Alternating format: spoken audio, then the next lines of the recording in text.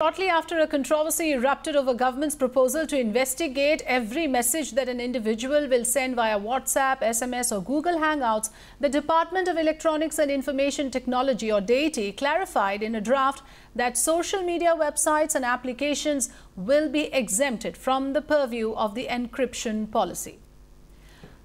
My colleague Ashwin is now joining me live from our digital desk. Ashwin, if you could explain to us what exactly is this encryption policy to begin with, and now that we have this clarification that certain social media messages will be exempted, we should also know what is included.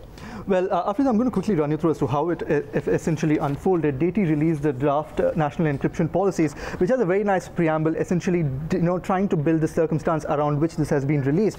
But on page 3, this is where a lot of concern came in. Now, I'm going to draw your attention to this one, which says users within C group, the C2C sector. The C2C sector is the consumer-to-consumer sector, which is me messaging you or you messaging your friends, which essentially says all citizens, including personnel of government, business, performing non-official personal functions, are required to store the plain texts of corresponding encrypted information for 90 days from the days of transactions and provide verifiable plain text to law and enforcement agencies as and when required as per the provisions of the law of the country.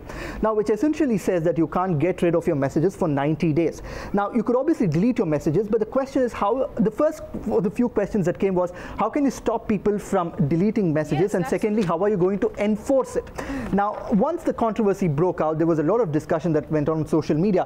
DEITI, that's the Department of Electronics and IT Information Technology, was quick to release a clarification, and I'm going to draw your attention to this clarification, which is the proposed addendum to the draft encryption policy that came out.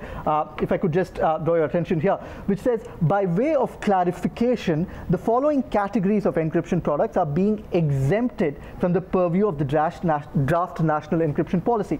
The mass use encryption products, which are currently being used in web applications, social media sites and social media applications such as WhatsApp, Facebook and Twitter.